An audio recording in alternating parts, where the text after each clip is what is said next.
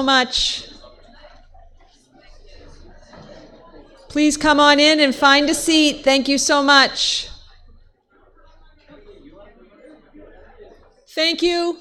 Thank you. I know, I'm so sorry.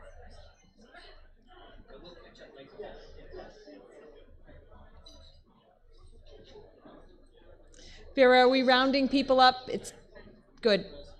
If everyone could come in and find a seat so we could start the program on as scheduled. Thank you so much.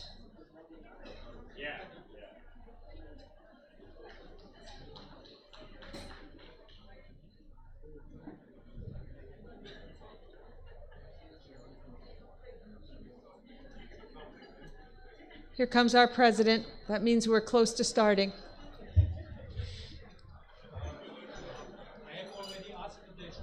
Thank you so much, Reiner.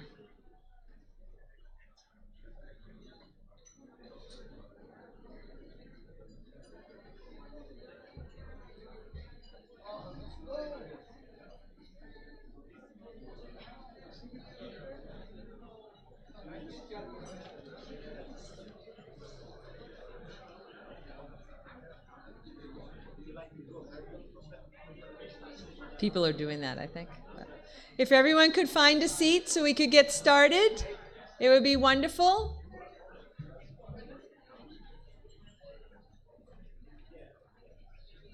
I don't know if we have some stragglers out in the hall. We could ask our friends to join us. My mother was a teacher, can you tell?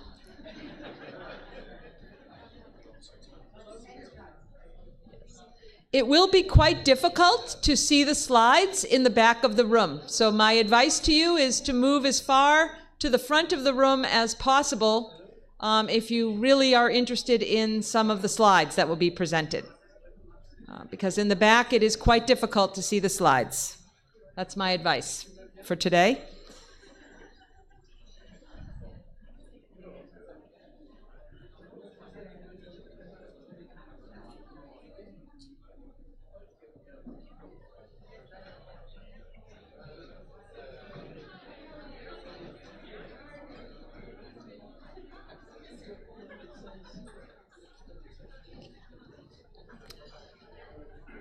Again, it will be quite difficult to see the slides in the back of the room, so you want to sit as far to the front as possible if you'd like to see the slides.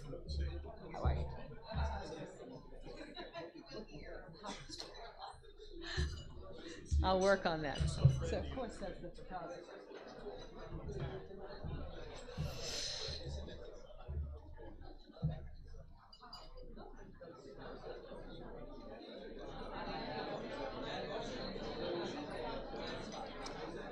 Welcome, everyone. We do have some slides. It will be much easier to see the slides if you sit to the front. This room is going to fill up fast here.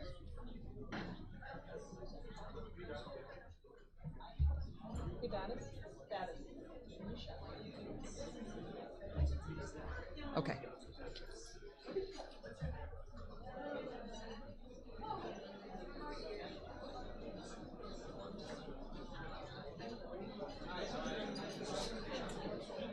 Welcome, everyone.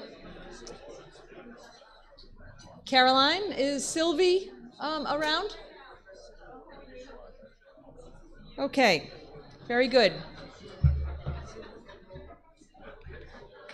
I want to thank everybody for joining us here today for the International Conference. I'm just going to move ahead here so we're already behind schedule. We're starting behind. Organizing all of you folks is not so easy. So thanks for working with us here today. We have quite a full agenda, as I hope you can see in your packet. We do have quite a few slides. Adam, we do have some space up here if you want to see the slides a little better. We have a couple seats right here. It will be difficult to see from the back of the room, so I am asking, is the spot right here, Adam, next to Babis if you want, right in here, or next to James? James, can you wave? Yeah. There we go. Great. Sorry to squish people, but if you want to see, you want to sit toward the front. Very good. So hopefully you had a chance to review our agenda. We have a fantastic opening talk from Sylvie, who I will introduce momentarily. And then we have 3 tracks today. I'm extremely excited about these tracks. The first will be technology. Our overarching theme, as you know, is connecting the dots, the future of collective management. And the dots that we'll be connecting in this international conference today are technology, education and technology, and news, and the importance, the essential importance of journalism. And we are thrilled. This is one half of our program here. We have a really full agenda. We are starting off with technology. We'll be touching on artificial intelligence, machine learning. We'll be talking about blockchain. We will be talking about the visual arts, images, still and moving, also music, a wide variety of different examples will be given in the technology piece. We have 2 presenters in technology, followed by a panel. And we're thrilled that Rouhani Levy is also joining us for that panel. We're going to hear some very interesting new experiment updates that Access Copyright has been doing. James Gray has joined us from the UK. He's an expert in education technology with a fantastic background that I will update you on, and has done a lot of work with some of you, CLA in particular, which we're going to learn a lot more about in regard to education and technology. And then with regard to collective licensing and content delivery, we're thrilled to have Sarah Falder moderating a panel with Frederic from Copybec, who will help us understand more about Samuel, that fantastic system that they have had now for many years, combining rights and content for their educational customers. Piero Antanasio, helping us understand how to build positive relations with universities and academic institutions. And Adonis Karatsas, the chair of OSDEL, also a publisher. His publishing company hosted the Ifrro board meeting yesterday, and we're thrilled to hear the perspective from our colleagues here in Greece. Our final track today is on news, and we have 2 fantastic speakers. Johanna Vecco, I had hoped would join us in Tokyo, but was unable to due to some family commitments, has spoken all around the world on the importance of long-form journalism. And I think if any of us, I imagine there are many of us here who read the news regularly, the authoritative news, she is an expert and committed now her career to advocating for long-form journalism. And in today's world, I cannot think of anything more important to talk about than protecting the essential role that journalists are playing in our society. And Sofia Karakeva, I'm thrilled to have. She's a marketing executive at Data Scouting and also a vice president at FEBIP, will also be giving us a talk on something that's growing and very disturbing, and that is hate speech in the news. So those are going to be a couple of riveting presentations to wrap us up at the end of the day. So I think we have a fantastic program. We are, I hope, going to have opportunities for interventions from you and questions, but that's one of the reasons why I have to be up here doing my thing and keeping us on schedule. So in that vein, I will move us right along and introduce Sylvie. Sylvie Forban is the Deputy Director General of Copyright and the Creative Industries sector at the World Intellectual Property Organization, where she is responsible for the sector's work, including supporting the work of member states in the SCCR, the Standing Committee on Copyright and Related Rights, developing copyright infrastructure, including support to collective management organizations, many of whom are here today in this room, and national copyright offices. Her organization conducts studies on the economic performance of the creative industries, building capacity in developing countries to use the copyright system to extract greater economic value from their cultural and other creative works, and administering the Accessible Books Consortium. She joined WIPO as Deputy Director General in September of 2016 from Vivendi. And we are thrilled to have her here with us today. Do we have her here with us today? Yes, here we do. Perfect. Wonderful. And I'd like to invite Sylvie to come forward, and please join me in welcoming her.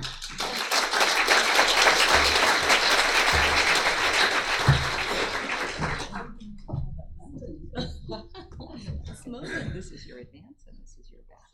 Okay, great. And I'll jump up and help. Okay, great. Thank you.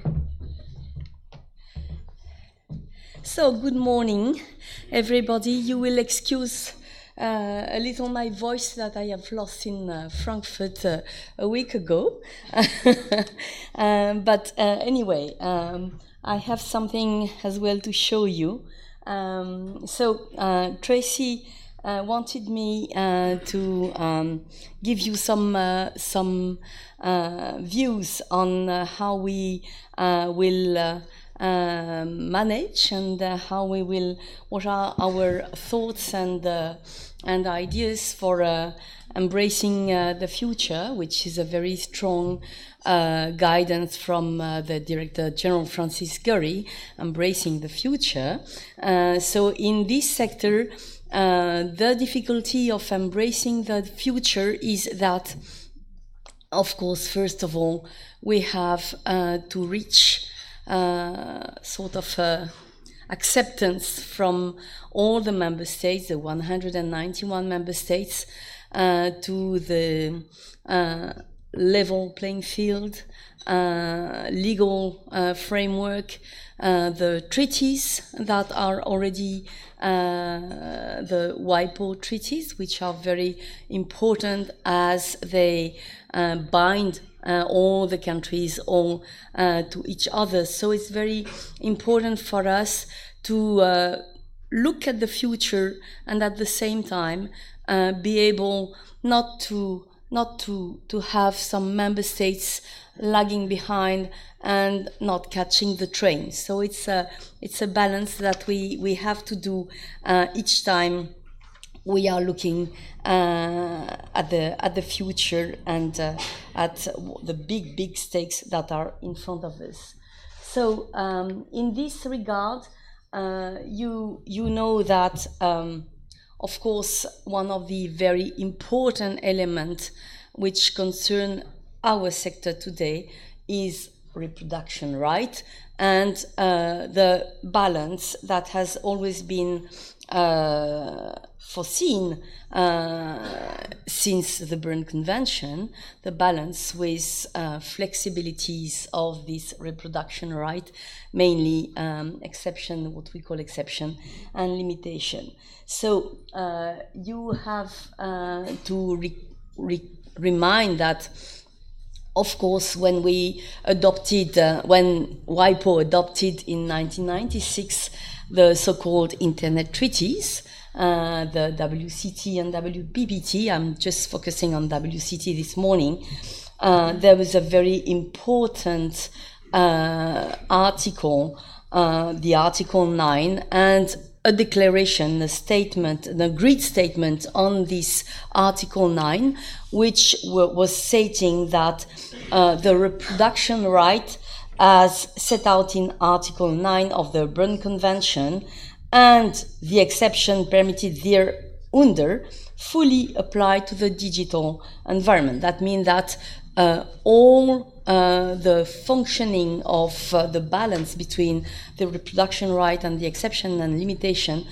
has to go along with the digital environment. But as well, something very important was stated as in this agreed statement, the use of work in the digital form. It is understood that the storage of a protected work in digital form in an electronic medium constitutes a reproduction within the meaning of Article 9 of the Berne Convention. So with that, we know that there is a very strong stone which is at the core of what we do.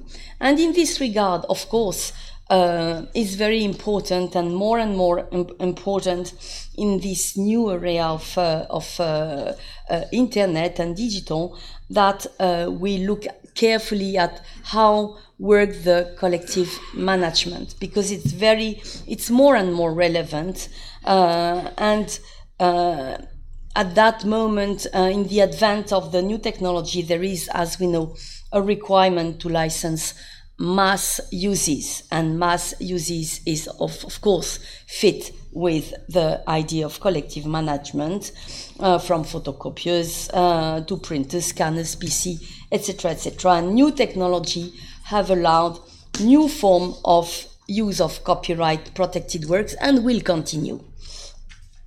In that regard, it is something very, very important at WIPO. We take it very seriously, that we have to have a look on new licensing models, new licensing schemes, which can respond to this request of having more and more use in different situations where the use is not totally monitored.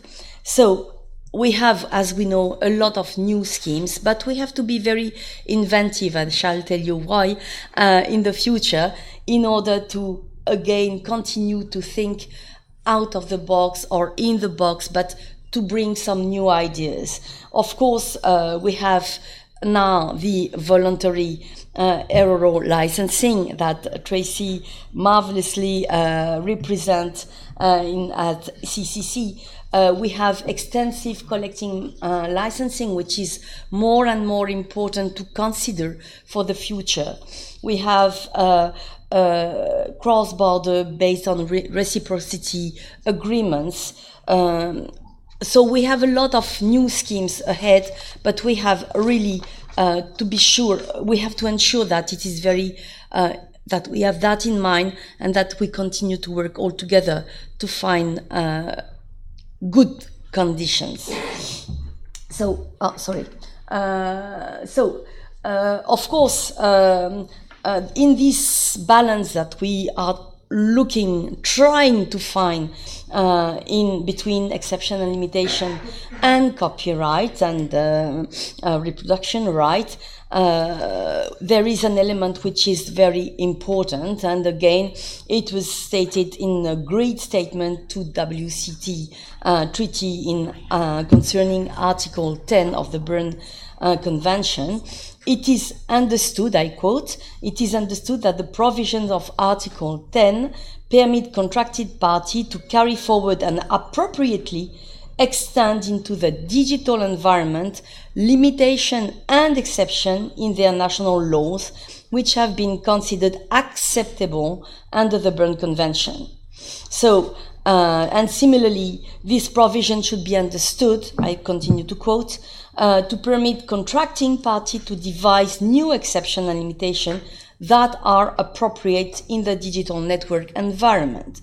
So, of course, we have always the guide of the three-step test of the Berne Convention, which was really the pillar of this legislation and of this balance.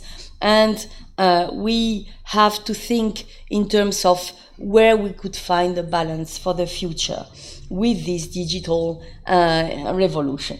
So I shall as well quote Lord Clark of Copyright, Charles Clark, who said the answer to the machine is in the machine.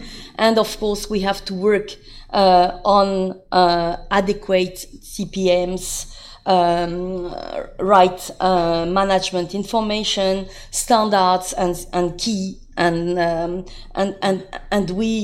we know that it is the future as well, and that the technological infrastructure will play a key role in the future, and that is very, very important to have that in mind.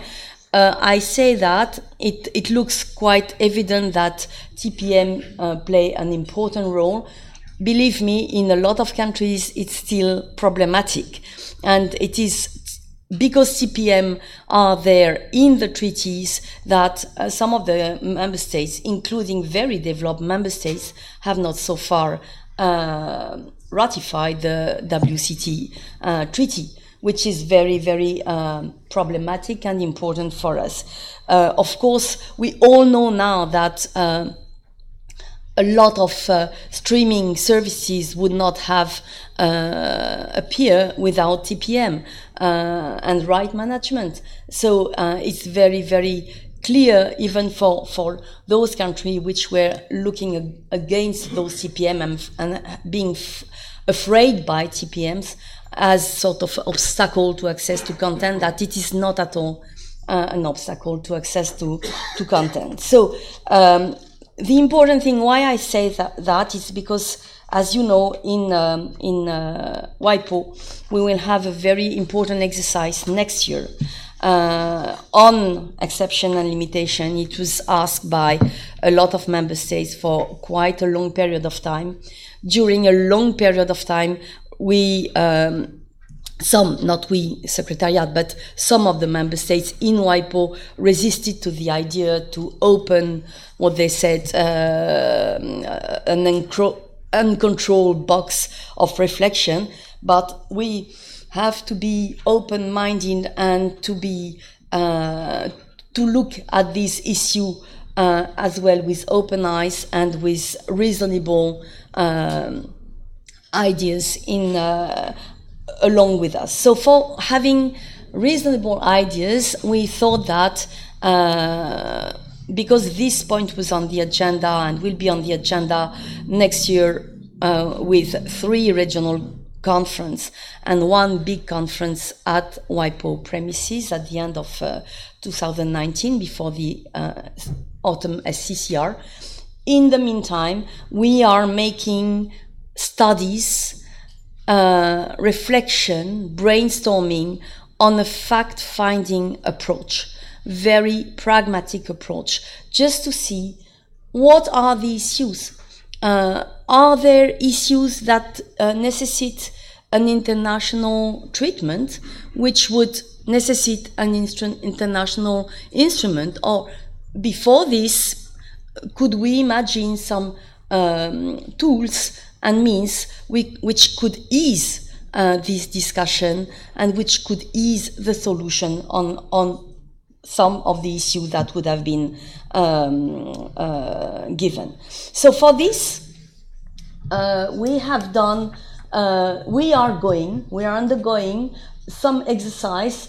For example, we are undergoing typology, exception or block of exception by block of exception on education for you in your sector, on education, on library, but as well we have on museum and on archives. And those typology are designed to put some order in the discussion of what are we speaking.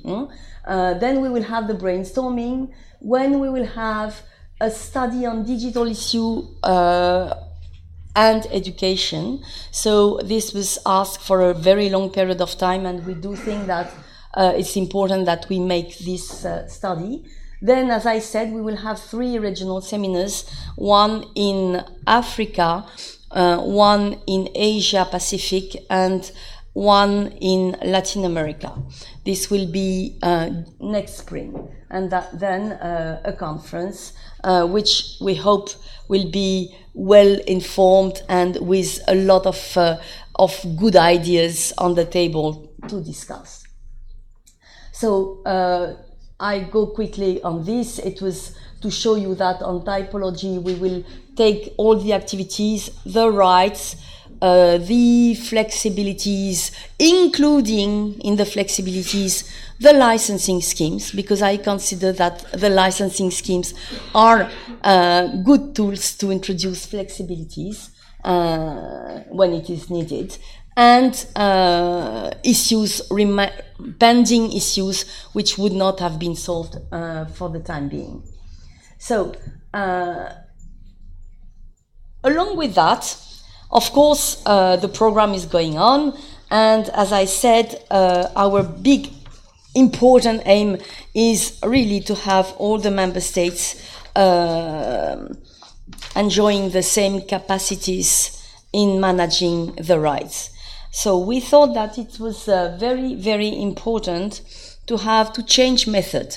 For years now we have had capacity building and the result is not there. So we decided that we would focus on a country or focus on a group of country, and we would make an action plan for a year, and at the end of the year we would be sure that we got the result. So we can go with another country, and even this country could be a champion or could be the one who would play a role in the region as well for other countries. We did that with Tunisia, where we had a program organized. The aim was, and the request from our Tunisian colleague was to establish a viable reprography system at OTDAV. So we asked Olaf Stockmo if he would be free to do the job, and for 1 year he has made a big plan. Now we are nearly at the end of the process, and it will be a very great result.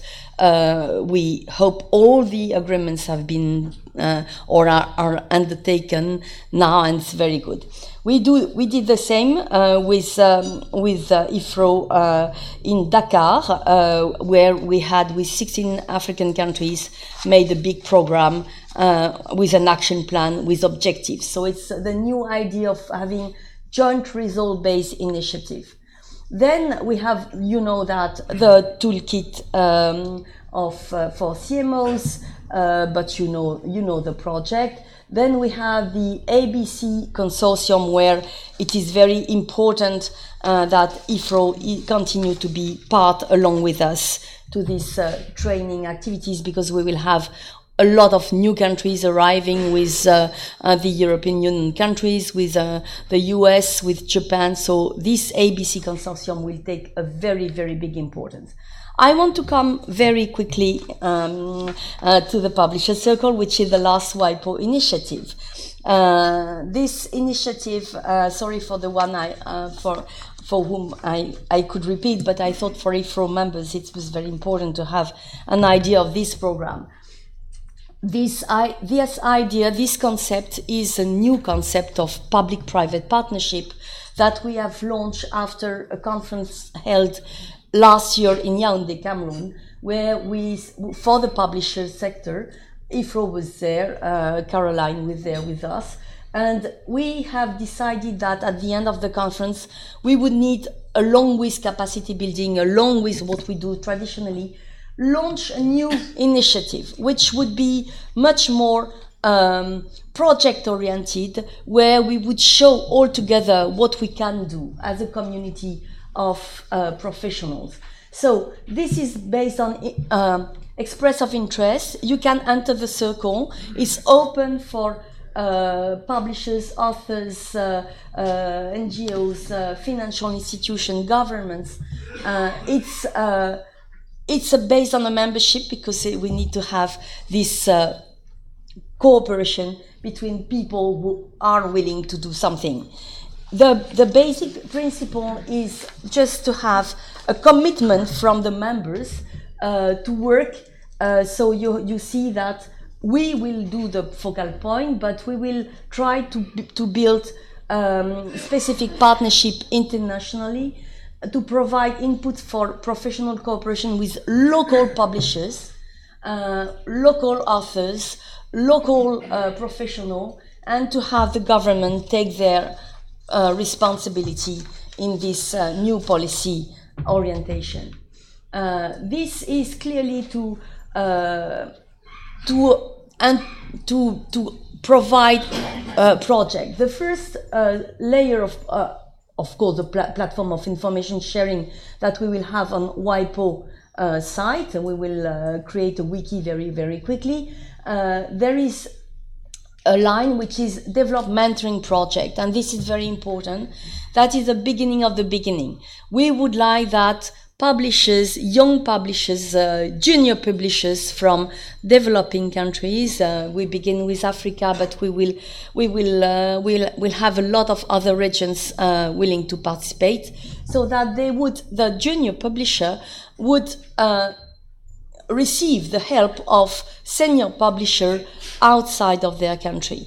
For this, of course, we need a little logistical means. I'm ready as WIPO to launch, as seed money to launch the project, but of course we will try to have the member states of the senior publisher helping us as well. I have already some commitments, and this is very important because the young publisher, the junior publisher, has to make a project before he goes to the mentor, and then they work together, or the mentor can come as well to the young publisher company and spend 1 week with him. We can see what we can do. It's very flexible. Then after, the mentor will continue to help, because that is the ongoing help that we want to launch. Then we have, because it's very important to provide toolkit, industry toolkit, and for this we will have a work with Ifrro and with IPA and on how to make a contract for those people to be able, for the authors to be able to speak to their local publishers, for the local publishers to be able to speak with the government when, for example, responding to a sender, an offer. Then we will have a promote industry standards, very important, because in a lot of countries we don't find any standards available in the industry, which is of course a big lack of possibilities to trace the product and to organize the market as in other countries. So this is a very important project that I wanted to show you. We have a charter. I have brought some example of the charter, and I will be very glad in the meantime, in the day, to provide you with other details if you so wish. Thank you so much, Thank you, Sylvie. Thank you so much. We're running a bit behind, but I do want to make time for at least 2 comments here, and I'd like to start with our president, Rainer Just. So, Sylvie, thank you very much for this interesting presentation. And you underlined, friendly-wise, that we are collaborating already very close, and I think we have together success, which is the best thing for collaboration. And I will confirm that we, of course, collaborate in the future with WIPO. And we also will support this activity you presented to us. We had yesterday a discussion in our board the first time, and to be honest, at the beginning we were a little bit irritated because the headline of your charter is Publishers Charter. So a lot of authors representatives, of course, ask where are the authors? And after short irritation, I think we learned that meant is publishing industry, and publishing industry means you need authors, because without authors you will not have any texts or any books. So having this said, I can announce and inform you that Ifrro is going to sign the charter. So thank you. Thank you very much, Rainer. And I'd also like to invite a comment from Edward. Thank you, Edward Hasbrook. Speaking on behalf of the author members in Ifrro, we thank you for bringing us these words and for this initiative. We had the opportunity at our meeting of the Author Caucus just earlier this morning to discuss the Publishers Circle, and adopted the following statement by acclamation of the author members in Ifrro, that we agree that Ifrro signs the Publishers Circle, and thus we expect Ifrro to emphasize that, one, this document is considered as a publishing circle, where authors are as important, as vital as publishers. 2, that all secondary use of published materials are remunerated, and 3, that fair remuneration schemes must include both publishers and authors. And I'm sure you would agree with that, and on that basis, we look forward as authors to the opportunity to participate fully in this initiative and help educate WIPO and governments about the role of authors and the ways that these initiatives, these proposals, these exceptions and limitations affect us and our work and our livelihoods. So thank you. Thank you. Thank you. Thank you very much. I regret that we don't have more time for questions because I'm supposing we have many, but would you like to respond at all to any of those comments, Sylvie? Yes. First of all, I'm very, very grateful of your two declarations. And of course, the authors are at the very heart of this project. Without authors, we have no publishing sector. And in a lot of countries, the authors, the publishing sector has considered that they could live without the local authors. And that is exactly the purpose of this project, to reverse and to begin by the authors and to continue on the value chain and to finish with a book published or a book sent in whatever format, because of course it's open to the future, but of course the authors are at the core of the project. So I'm very glad, and I think it's a very good day for me and for WIPO and for this project to have your support, both your support. And I have some charts. I can, in the meantime, in the day, give you some idea of what you will sign when you will sign it. So I think Sylvia is generously inviting people to approach her to see the document, and she will be with us, I believe, all day today and at the cocktail this evening, I believe. Yes. So there's plenty of time for dialogue throughout the day. Thank you very much, Sylvie. Thank you.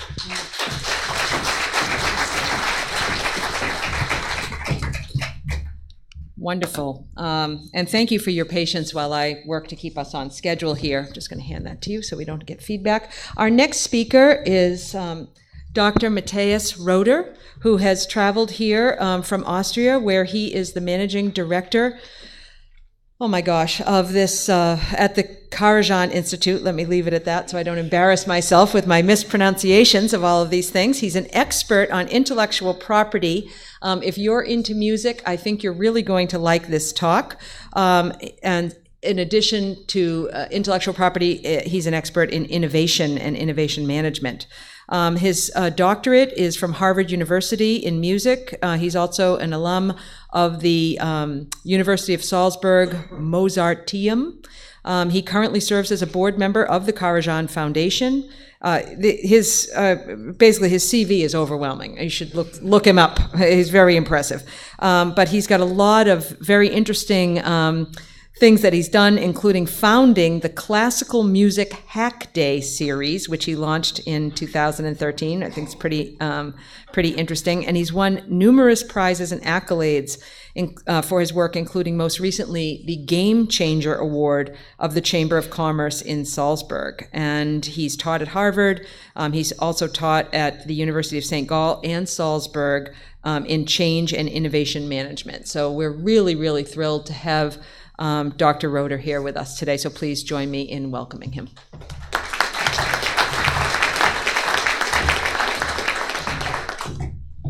Good morning, everyone.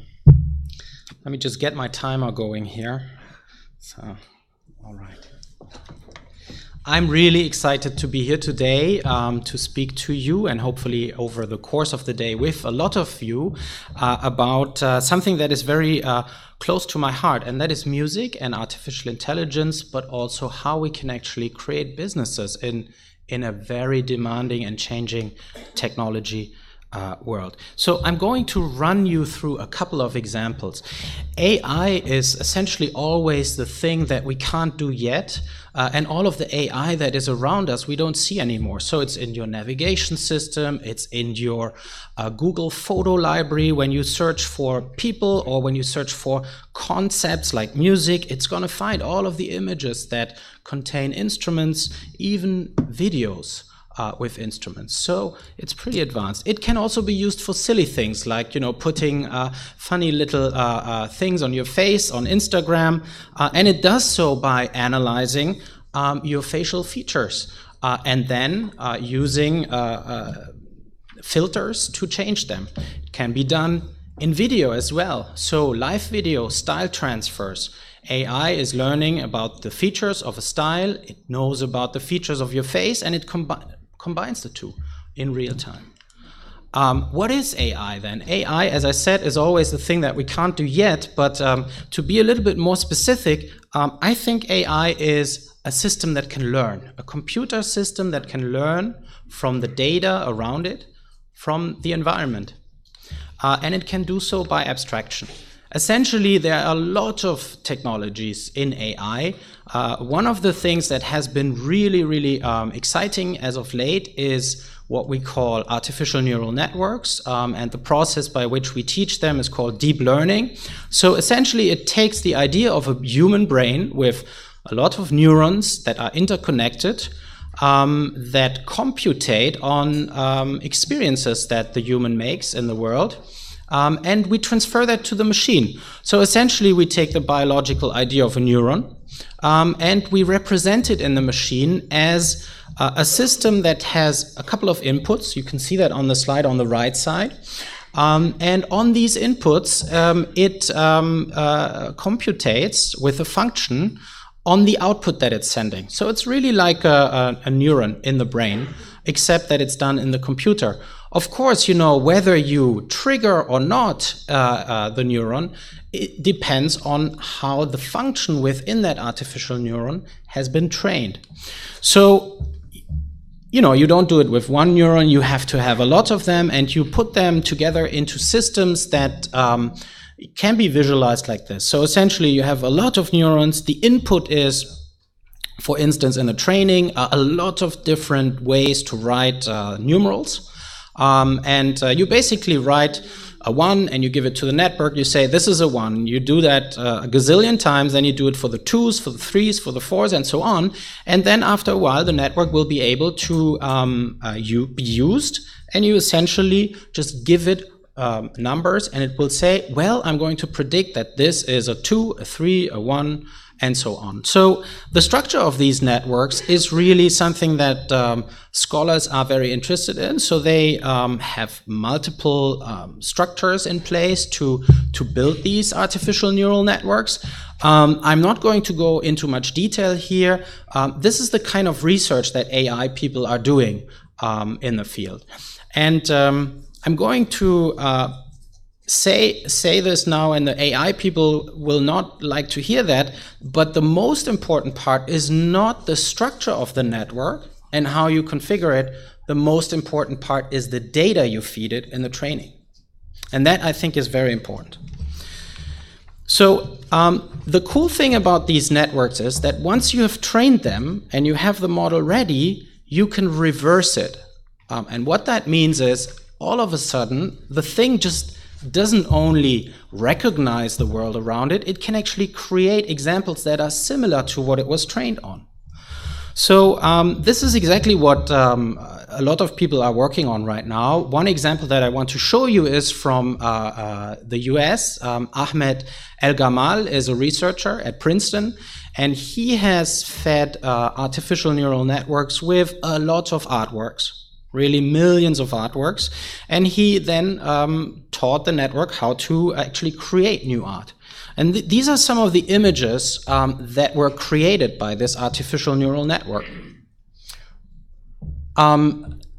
you may like it or you may not like it. The fact is they actually put it up on display at Art Basel, which is one of the biggest art fairs in the world. And people loved it. They thought, it was emotional. It was such a human kind of artwork. They didn't tell them that it was a computer who created this. And when they told them, people got really, really angry. So I don't know if they get ever invited back to Art Basel, but this is a really interesting use case, right? Or example. So what I want to say is that art created by computers in this way is indistinguishable from a lot of the art that is created by humans. Here's another extreme example. Many of you may have read that in the news. This looks like a Rembrandt painting, and in a way it is, but it was created by an AI system. This was printed with a 3D printer, and it is very hard for people to distinguish this from an original. Not the experts, but you and I. So there's no difference. I want to go into music because a lot of times, music is sort of given as sort of the ultimate challenge for AI systems. Yeah, music is really, really hard. Here is an AI system that was trained on the music catalog of the Beatles, and this is what it came up with.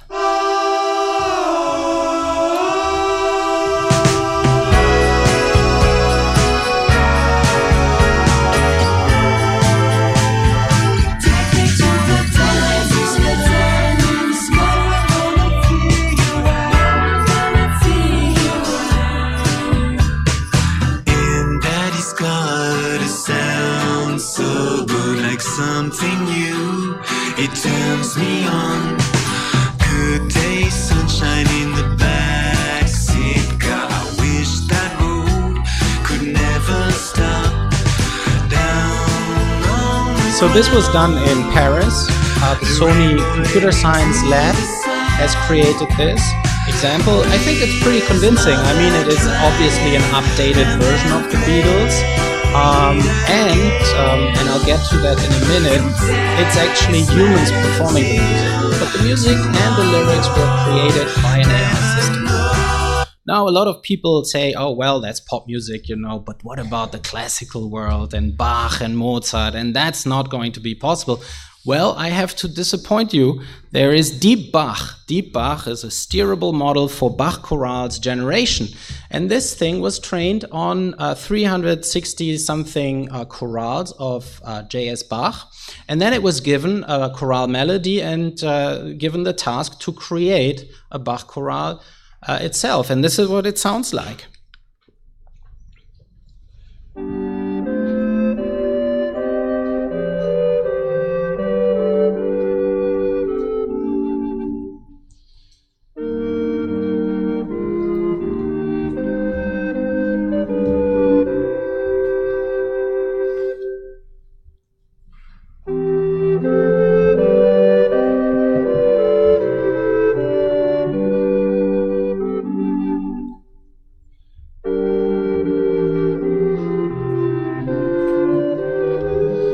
When I was an academic, I studied the music of Bach, and the first time I heard this, I thought, oh wow, they discovered a new chorale by Bach, an early one, from the time that we have not so much knowledge about.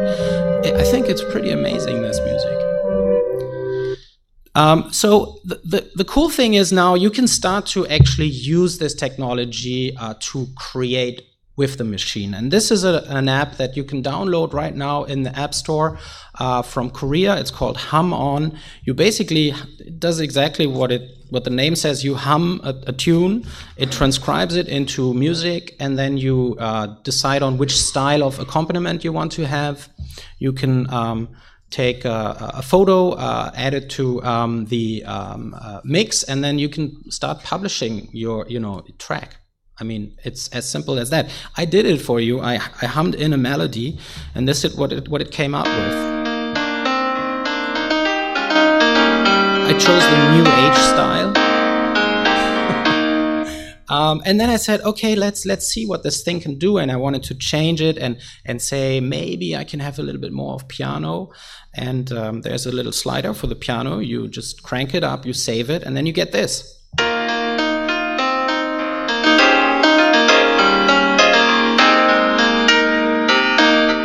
And And I don't know how many of you are musicians in the room, but what this thing does is really remarkable. It doesn't just, put up the volume for the piano. It actually takes the accompaniment up one octave and it changes the notes slightly so that there's more intensity in it. This is really difficult.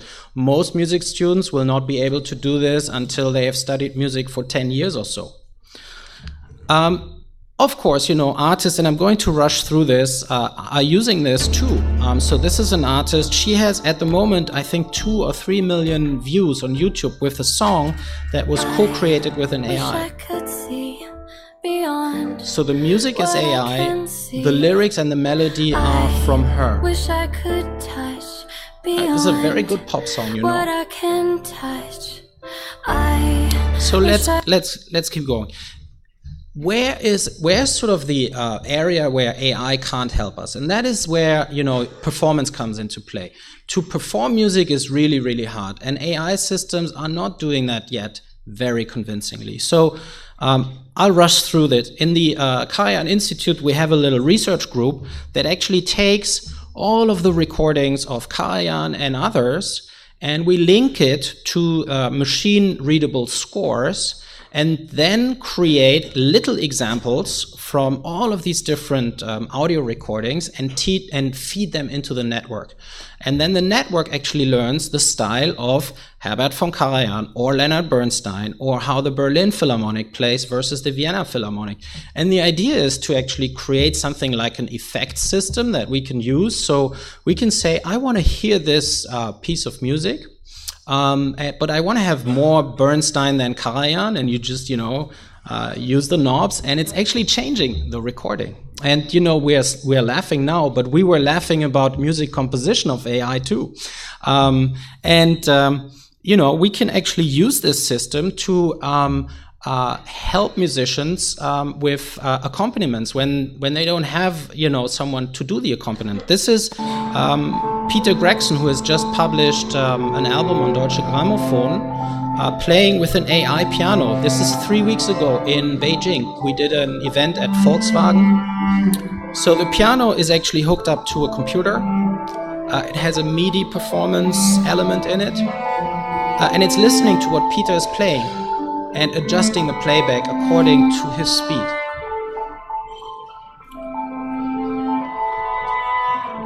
So stuff like this is possible. I think in the future we'll have intelligent instruments which have data sensors in them and can communicate with AIs that live in the cloud and give them feedback on the way they play, actually give them music to play along with. Okay, so I want to go into how is that now relevant for us in copyright and in actually making a business out of this. The model that we're all familiar with is that you have a creator, and I don't know if you guys can read it in the back. It's a creator who has an idea, then comes a creation. We would like to publish that, so we have to get the rights from the creator, and then we can monetize. Now, the AI is taking over, 1, 2, or 3 of these steps in the beginning, and it could be co-creation, but it could also supplement and supersede some of the stuff that humans are doing. And now the problem is, where do we get the rights from, right? If the AI is creating, we can't license from an AI, can we? Not in the current framework. So the idea is to say, oh, well, there's, of course, a creator of the AI system, so we can create a license contract with them. Well, let's better call it an enabler, someone who's actually investing in the technology, who is making sure that it's running. And then we can get, licensing agreements with them. So we have an enabler of the AI and the creator. And this way we can keep on working our typical business models, right? Well, yeah, I don't know what the politicians are going to decide on, how they are going to change the copyright system. I don't know how the business world is going to evolve, but I can say one thing for sure. This is leaving out the most important part of the equation, and that is the data. You need the data to train these systems. If you don't have the data, if you don't have control over the data, you actually don't own anything. Because everyone can create and spin out these AIs nowadays. Amazon has a very simple tool for you to, create 1 million AIs by 3 clicks of a mouse button. But they are not going to do anything without the data. So it's a little bit like the experiences of the creator, right? The creator has a lot of experiences in their world, but that's what you need to have for the creator to be creative. So let's focus on the data and AI part, right? Which is essential. So this is sort of how we can actually start to monetize this kind of thing. We can put a box around it, and we can say, all right, we're going to create a lot of works, and then those are the works that we're going to monetize. If we can, get a license from the AI or not, we don't care, because let's face it, you don't know if the music on Spotify that you're listening to was created by AI or by humans. Here's another idea, and that is to say we're going to create an API, which is like an interface to the AI, and then let other people use it, so they can then create works out of that. So basically you are turning from a licensing business into one where you actually give people subscriptions to the service. And you can create another API on top of that for the data side. So that people can upload their data, for instance, lab research, right? Raw data from scientific experiments. And you can actually even ingest data automatically this way. Or you can have Internet of Things devices like cars, driving around that collect data and hook them up to the AI system. So this way you now create a marketplace around data and AI, and that could be very, interesting to do. I want to end with a few predictions that I see, and then we can discuss this. I think that AI tools will be incorporated into the creative workflows, into analyses workflows as toolkits. So we're going to have music composition softwares that have AI in them. You have text programs that will have AI in them. They actually already do. Some of the slides you saw earlier, the design was suggested to me by PowerPoint while I actually just put the text on the slide. And that is an AI system. It helps me to be more creative. I think we will see networks of content that are cryptographically enabled, so that you can have access to the content and the data only if you're part of the network and you have your private key. And all of these platforms are, they will run on the blockchain and will allow people to build these kinds of communities that I outlined earlier. This is very important because you can scale it tremendously. So input from millions of cars, input from sensors in smart cities, and so on. I think we'll see in general a growing importance of contracts that are actually created in code rather than in texts. The benefit of that is that if you have a code contract, a smart contract, and it lives in one of these cryptographically enabled content networks, then it doesn't really matter that much what sort of the underlying copyright law is, from a purely practical standpoint, because you don't get to any of the data without having electronically signed the smart contract. Then the last step, and this might sound like sci-fi, we will have self-owning services and machines.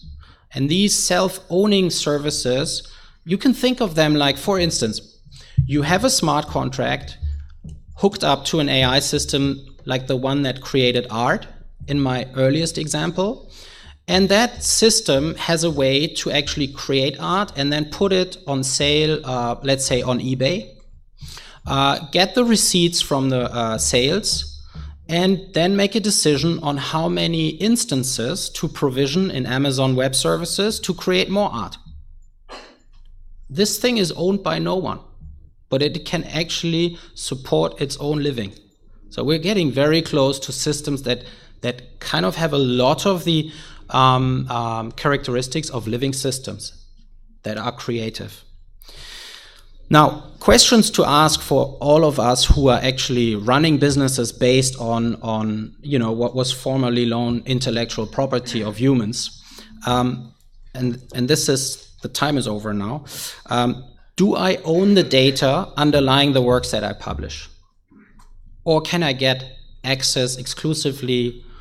Or do I need to share the data with everyone else? With whom? How many people? How does that work? Do I provide access for third parties to the AI and the underlying data? And do I have systems in place to actually monetize the value that I create this way, right? This is what Spotify is doing. They create value for the customers.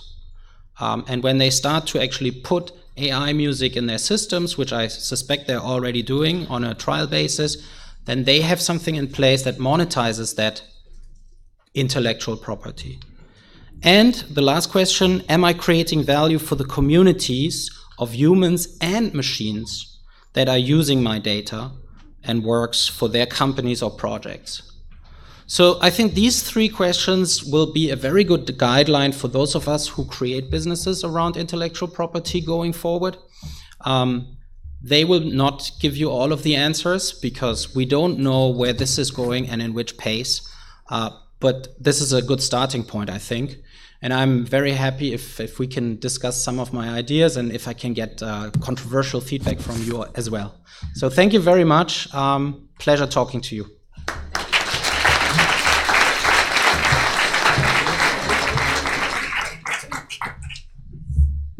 Okay, wow. That was outstanding. And thank you so much, Dr. Roeder. What is happening? So our next speaker is Stratos Joannos, who is from the Athens Technology Center, where he is a product manager. And Stratos is a senior software engineer. He has 15 years of experience in a wide range of context and technologies. And he has designed, led, and developed large-scale enterprise products. He's got a degree in electrical and computer engineering, as well as an MBA.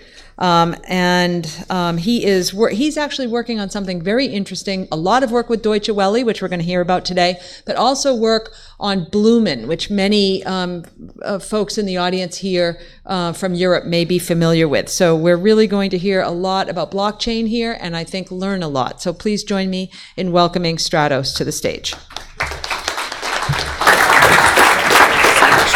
I'll give you the symbol. Perfect.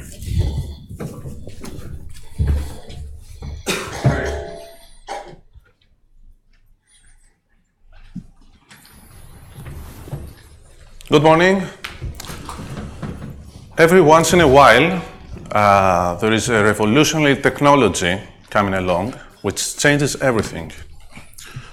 Such a technology can be blockchain. So, my name is Stratos Joannos. Thank you very much for inviting me here. I'm really excited about this. So I'm a chief engineer, as Tracy said. I work as a product manager for a company based in Athens named ATC. And I'm going to talk to you about how blockchain technology can be used by the media industry. As a company, we have a very long experience in developing and designing solutions for the news industry, the media industry, so content management systems and digital asset management systems. We have many partners and customers worldwide, so you understand we are very deep in the media industry. At the same time, we have a parallel business having to do with research and development. So we have a long experience in running EU-funded R&D projects. We try to stay very close to the cutting-edge technologies, and we try to integrate those technologies into our products. So we couldn't miss blockchain. And that's why we are really very close to adapt this technology into the media industry. So I'm going to talk to you first about the basics of blockchain. By the way, how many of you know what blockchain is and how it works? Want to see hands? Good, good. This is good. So I'm on the right stage. Then I'm going to talk to you about how we envision this introduction of blockchain in the media and creative industry. And finally, I'm going to give you some details about the beautiful project we are working on together with our partners, which is named Blumen. Let's start from the basics.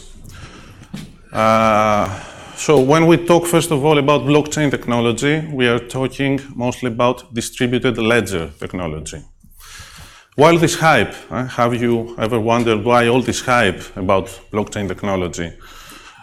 Is it revolutionary? Indeed. The answer is yes, it is. And it is revolutionary because it managed to give an answer to a very big problem. This is the problem. So in a traditional, let's see the example of a traditional banking system, okay? As you know, only the bank owns and stores the account balances of all the users. Only the bank can see the transactions. So to transfer money from a person to another, from A to B, this transaction has to go through the bank. The bank will check the transaction, will check the account balances, will validate the transaction, will update it, will update the accounts, and will finally execute it. So there is no peer-to-peer transfer. You have to go always through the bank. And in place of the bank, you can add other authorities, other parties in different domains, of course. Now, this happens in a distributed ledger system. So everyone owns a copy of the same ledger, not only the bank, everyone. As you can see, a transaction on a peer-to-peer basis is possible. All the parties somehow take part in the validation of each transaction through a mechanism known as consensus mechanism from a technical point of view. And why it is called a blockchain? Because if you focus on one of those ledgers, you see it is like that. So it's a chain actually of blocks. Once we have a few transactions, those transactions are represented as a block, and they are tightly bound to the previous block by the use of cryptography. In that way, this chain is almost impossible to be broken, so it's immutable. No one can change it, no one can update it, no one can delete it. That's why it is called blockchain. Now, how does a transaction take place? If party A wants to send a digital asset, let's say money, to B, this transaction is represented online as a block. It's broadcasted to all parties of the network. The network parties, through this consensus mechanism, validate it and approve it. And once approved, it is successfully sticked to the chain. In this way, everyone is informed that A has moved money to B, and the transaction is valid, it's recorded, we have a fingerprint in the blockchain, no one can deny it. To sum up, now the definition of blockchain, it's a distributed ledger of transactions shared between peers. There is no single controlling entity. It's immutable, no one can change it. It's transparent, so everyone can monitor the transactions in real time, and it can offer several degrees of anonymity, depending on the solution. There are many solutions of blockchain, of course. The core features, as I have explained you, are the inexistence of intermediates, so you don't need intermediates. You can have a KYC, so know your customer solution, or anonymous participation in this network. It's fully mutable, fully secure, highly available, and something that I haven't mentioned, Matthias made a slight introduction about this in his amazing speech. So this is smart contracts. What are smart contracts? Smart contracts are pieces of code that can be installed in the blockchain. So everyone can see the parts of the code. No one can change the code, so it's there, it's permanent. And the various parties, without knowing each other, can interact directly to this part of the code, to the smart contract. So programmatically, you set some preconditions that once executed, the smart contract does something, okay, executes the transaction. This is transparent and everyone can see the transaction executed by the smart contract. So, now let's have a look at how this can change the media industry and the creative industry. What's the current situation in creative industry? We have the content consumers and the content creators. The content creators can be anyone these days, everyone having a smartphone, or musicians, amateur photographers, citizen photographers, composers, everyone. On the other hand, we have a very wide audience of content consumers willing to pay for this content. Somewhere in between, we have all those content sharing platforms, all the distribution channels, each one with its own business model. So, what is the problem here for the content creators, for the content owners?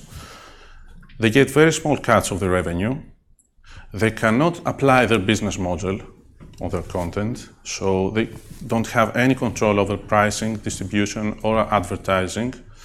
They cannot access their audience. They don't even know who has viewed their video or who has listened to their piece of music.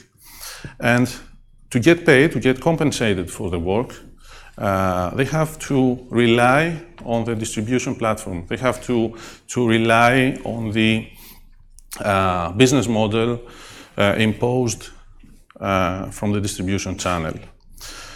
As you understand, this is a problem, and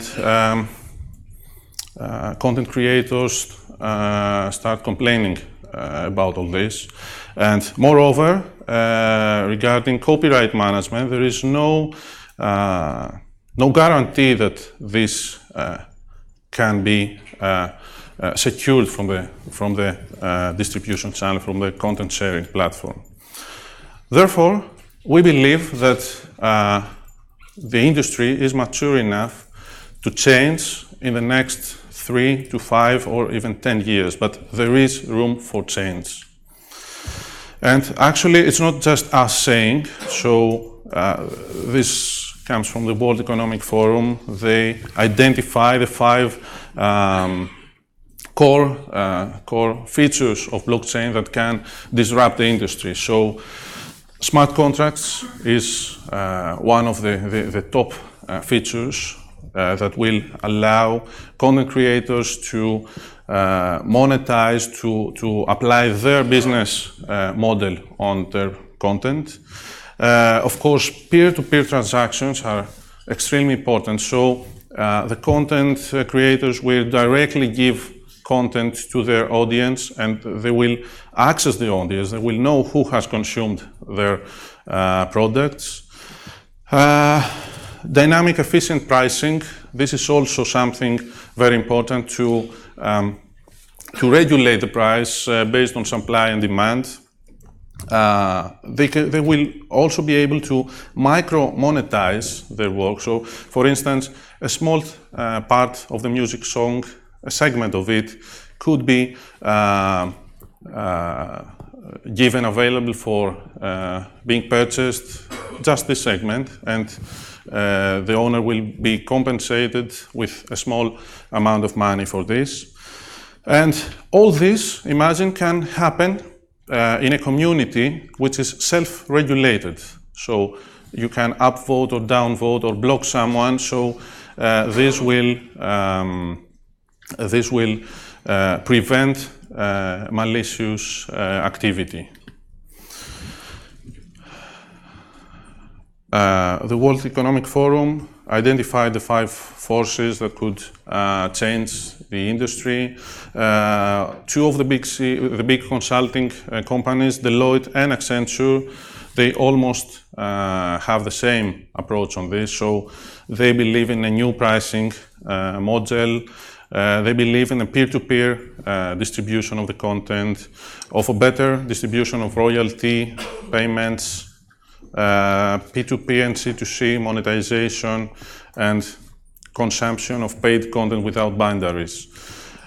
Accenture moves one step further and mentions also digital rights management.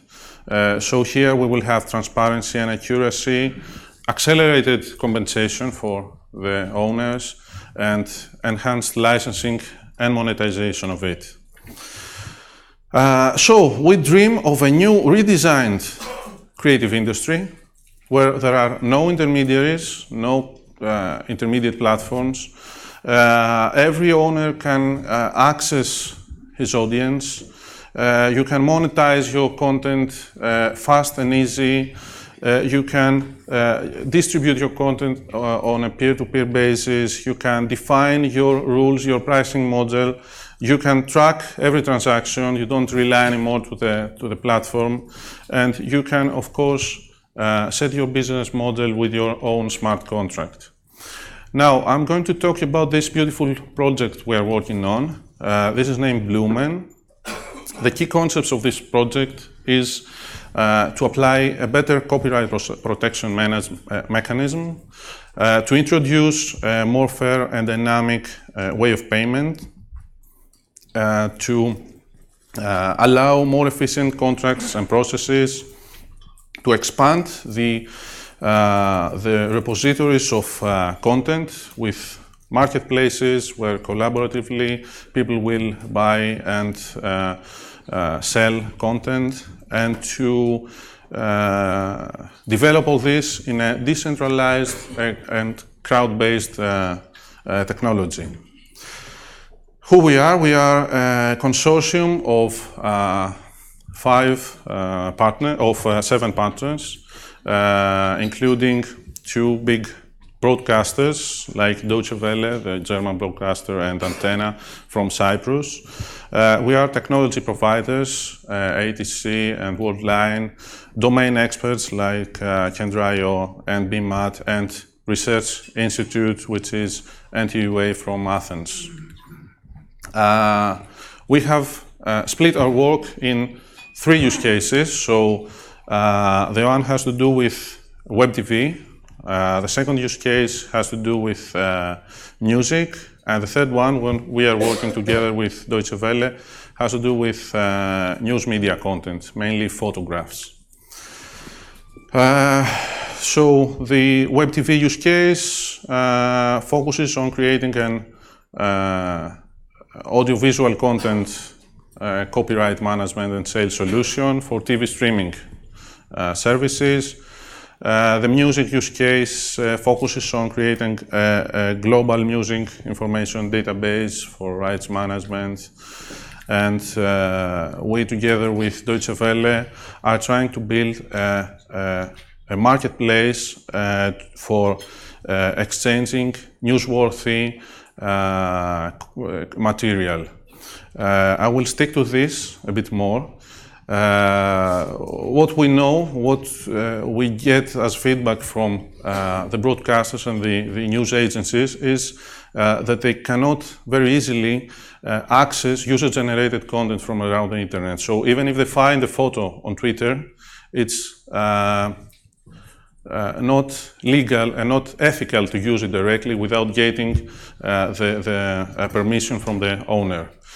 At the same time, they cannot ask for photos. So Deutsche Welle cannot go and ask from citizens to give photos about an event, let's say. And on the other hand, they cannot send immediately reporters. So you understand, everyone with a smartphone can be lucky enough to take a photo in the middle of a big event, in the middle of something really huge, where reporters, photo reporters, cannot immediately reach. But unfortunately, there is no established mechanism to sell these newsworthy photos. And sometimes this can worth millions of dollars.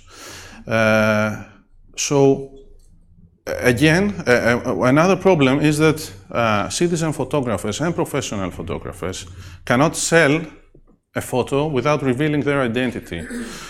This can be a real problem in situations where anonymity is a must, and revealing a name could be life-threatening for the owner of a photograph. So we are focusing on creating a photo marketplace through a smart contract on top of blockchain, peer-to-peer, as I have explained to you, where anyone can upload a photo. The photo will be protected with a watermark and with a light resolution version. This will be controlled from the smart contract. So the consumers, the big broadcasters, or I don't know, anyone who wants to participate, will be able to get there, browse all the photos, and select for which one he wants to pay. Once paid, the smart contract will be self-executed, and the transaction will take place. So the consumer will get the full resolution photo without the watermark, and the creator will be immediately compensated for this. We can build more features on top of that, so we can keep the option of anonymity, but as well the option of KYC, of verification of the creator. So you really can choose whatever method you like.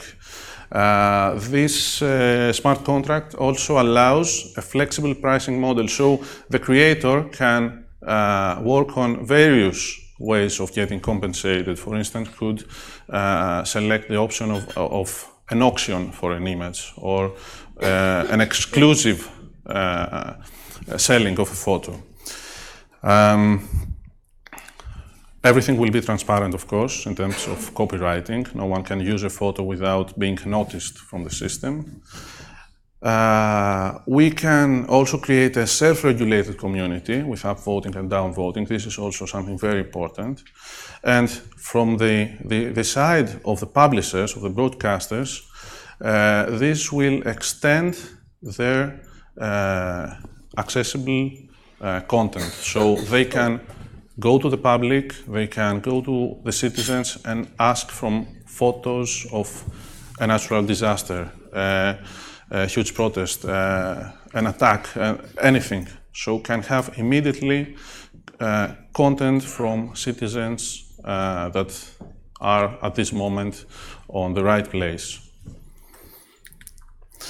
We have progressed a lot with this, so we already have a prototype to show, and we are planning to launch it as a commercial application at some point, perhaps during this year. So you can, those are some screenshots from the application. So you can upload your photos, you can set a price for this, And if you log in as a consumer, as a publisher, you can browse through this, you can search, and you can buy the photos. So you have all the photos that you can use. And all the transactions are recorded in the blockchain as, as blocks. There is a fingerprint for them, so you can browse the transactions and verify that something has been executed successfully. And of course, there is a digital wallet. There is a digital wallet for the creators to get compensated for this. For the moment here you see dollars, but actually it's a crypto token that is used for this purpose. And we also have a reputation mechanism, so you can upvote and downvote and regulate somehow the reputation. And that's it, I think. So I think Wonderful. I'm fine. Does anyone have any questions? I think we're going to take them from the panel. Okay, so Babis, okay. you So wanna come thank on you up? very And much for your time. Rouhani, if you want to jump up. Great. Thank you so much. Fantastic. We can just leave it right there. Perfect. You just want to have a seat right over there. I'll use this. Go it this way. And joining us on the stage now is also Rouhani Levy, who I think everybody here knows. You want to move in one, Rouhani, and then I'll. There we go. Yeah. Let's do a surround strategy. I think everyone knows Rouhani from Canada, where she is a great champion of creator rights and an intellectual property lawyer. She's the CEO of Access Copyright. And what you see on the screen here, this Prescient site, don't go check it out right now, but Prescient Innovations is a new innovation lab that Access Copyright has just introduced and launched, and Rouhani is going to tell us a little bit about that. You're going to have a chance to ask questions of all three of the panelists now. Also on the stage is Babis Marmanis, who is the CTO, Executive Vice President and CTO at Copyright Clearance Center. So thank you all. I thought we would start with Rouhani, because we didn't hear from you today, so we did not learn yet as much as I hope we will learn from you about your work with, I guess, an experiment with the fan-to-fan sale of books with royalties flowing back appropriately to rights holders. And I thought if you could please tell us a little bit about, first, why did you decide to experiment with blockchain? Briefly, if you could describe the experiment and your learnings, Rouhani. Okay, well, I think to answer the first question about why we decided to experiment with blockchain, I think I could set it up, the context, by saying how nice it is to be in front of this audience and not to be talking about copyright and the copyright fights that we struggle with in Canada. So one of the reasons for experimenting with blockchain was to look at how might we kind of move away from the fights that we have in Canada. So we started doing quite a bit of research on what the customer pain points were in the education sector. But as you know, we're suing the education sector and the education sector is suing us. So it's not the time for us to kind of service them. We looked at the technology and see where the future of rights management how it was going to evolve. And what we kept coming across was blockchain. It was going to revolutionize rights management. It was finally going to put the creators back at the center of the transactions and ensure that creators got their just reward. Finally, the promises that we had heard about in the early 90s about the internet were actually going to become true with blockchain. So we asked ourselves, is this thing like for real? Are these promises really going to come to be? And after a while, there's just so much you could learn by just attending conferences or reading about it. So we thought, okay, let's give it a try. Let's come up with an idea that today's technology doesn't make possible, but that the promise of blockchain that we just heard about would make possible. And then let's try to build it. And so that's what we did last year. And in fact, When we were in Japan last year, I was very excitedly talking to many of you about our proof of concept and what happened with it. So the idea that we came up with was, as Tracy described it, fan-to-fan sale of a book. So we all know about peer-to-peer, P2P sharing, the Napsters, the BitTorrent, but this time it was going to be P2P with the sale and the royalties flowing back to the creators and the publishers, and to throw a reward in to the fan that stimulated the sale. So that's the idea. You know, how might you activate your fan base and have them becoming your promoters and at some level your retailers, and still ensure that the royalties flow back as they need to? So we built it. We went out and we hired a couple of young men who knew a thing or two about blockchain. We built it on the Ethereum public network. It was in one of their sandbox. It took us about 2 months to build the smart contract, essentially, and a little bit longer, actually, to build a web interface so that you're not just reading code. And it worked. It actually worked. And by doing that, like I said, it's one thing to hear about it, it's another thing to actually do it. By doing that, it gave us this, what it felt like a privileged window into the future. All of a sudden, we saw why people were declaring this technology as being revolutionary. And we saw also why, whether we want it or not, this is coming. And it will truly rewrite the relationships and the value exchange. People talk about, when they talk about blockchain, they talk about value exchanges and how that's going to change. And it really gave us this excitement about how this was going to happen. Now, it also terrified us. And it terrified us because we're in the business of rights management. And access copyright, like everybody else in this room that work for CMOs, we were created to ensure that creators got paid when their works are used. And as we build this proof of concept, we kept asking ourselves, but who is going to be that first person that attests to the fact that the work that's being uploaded into this smart contract is actually owned by the person that claims it's owned? And that the rights, the royalties, are actually going to the right people. Who's going to do that? And so we started looking at all of these different projects that dealt with content, similar to the project that was just explained. And it's the same approach that everybody was adopting as is adopted today, is that blind faith approach. Is, you know, read the terms and conditions. Somewhere in there it says you own the copyright. You check, I do. And then all of a sudden everybody believes that on blind faith, that this is all good. And then the work is in the blockchain, and people are transacting us on this, and it's anonymous. There's some level of anonymity that can be built into it. And all of a sudden, what we saw was the game of what we call whack-a-mole. You know, your work comes up parted on this website, you go, you take it down, it shows up there. You know, it's that whack-a-mole game. All of a sudden, it was going to be on steroids in the blockchain environment. Absolutely on steroids. We're going to be wishing for the good old days of Napster and BitTorrent. That was so quaint. That was so something we could understand and manage. So that's what we saw.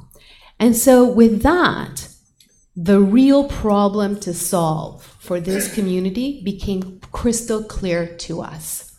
And that's what we started calling the attribution problem. It's unforgiving today to just rely on blind faith. It's unforgiving with this technology that's available to us to have these services that rely on what I call misplaced trust. Blockchain is all about trust. It's the trust machine, as The Economist said in 2015. But right now, we're actually building into the system and to the new ecosystem, this misplaced trust. So solving for attribution, the attribution problem, is what I invite all of us to do, and preferably to do together. So we started this work, and we started talking about blockchain, and people got really, really excited about the work that we were doing. we decided that we needed that work to live in something separate from access copyright. Because access copyright, well, unfortunately for the foreseeable future, we're still going to be involved in litigation, and that's not the best environment and context for innovation. Let's just put it there. So we created Prescient Innovations. So Prescient is an innovation hub. It's owned by Access Copyright, but the reason why we created it separately is so that it can partner with tech providers, with what we call channel partners or creator sector partners in order to experiment with these new technologies. And blockchain, artificial intelligence, the two that we have represented on the table are absolutely going to be key. And the problem that we're solving for is the attribution problem. And so we launched Prescient officially Wednesday. We did it with a webinar. And the webinar is on the website now. The recording of the webinar is on the website, and I invite you all to have a look at it and to listen and to get a sense of what our point of view is with respect to blockchain. And interestingly, just a small little thing before I stop, when we announced the webinar, when we invited our creators and publishers to join the webinar, within 24 hours, we had over 200 people register. Over 200 Canadian creators and publishers decided to take an hour and a half out of their day to come and listen on a webinar about blockchain. It stunned us. We didn't think we would have such hard participation. And most certainly, I haven't seen that for a copyright webinar in a very long time. Wonderful. Thank you so much, Rawani. I also do want to call to everyone's attention tomorrow during the special session, which you might not normally put on your agenda. I urge you to put the special session on your agenda where you will hear several other presentations related to blockchain and technology, including one from Adam Suckling on a very substantial experiment going on in Australia. So a lot of member organizations here experimenting with blockchain. So I know we have a few questions, and Babis can be ready to kick it off because those were pretty fantastic presentations. But I do also want to invite any questions from the audience. If you do have a question, if you could please raise your hand. Babis, go ahead and get us started, and then I think Jean has one, and then I will get to you in the audience. Okay, so Babis. Yeah. First of all, thank you all for your contributions today. Excellent talks. And I'd like to start with Stratos and ask, what do you find to be the major blockchain technology players right now? We hear a lot about Hyperledger and Quorum and many other enabling infrastructures. Okay. If you could comment. Okay, well, I cannot give an answer of just mentioning two Stratos, names. can you just talk into the mic so everyone can hear you? I don't know, it's a little difficult to move it around. Babis, can you swing that over to him? Okay, I'll use that one. Okay. So I cannot give you an answer with just 2 or 3 names. It's a huge ecosystem. There are so many different flavors of blockchain technologies. So it's really something huge. You're right, it's Quorum and Hyperledger are the permissioned blockchains that are the most popular. Quorum is built by JP Morgan, and Hyperledger is from Linux Foundation and IBM. We have Ethereum, of course, which has a huge community. So it depends on what you want to try. What do you use? We are using Ethereum and a permissioned Hyperledger and Quorum. So we are using, depending on the purpose, different technology. And also, EOS is entering the game. We have Neo. You have so many solutions that I cannot, answer this question in just a few seconds. Okay, very good. Thank you. All right. Going back to you, Matthias, you mentioned about the importance of data, and that algorithms without their fuel, which is data, cannot produce anything. And so could you tell us a little bit more about that, the importance of the data, and perhaps if you could elaborate on the relationship of copyright if we feed the AI with certain data, out comes new data. The copyright of the original data could be something that is that belongs to multiple rights holders. Who should own the ultimate output? And if you could elaborate a little bit on that. Well, that's a really big topic.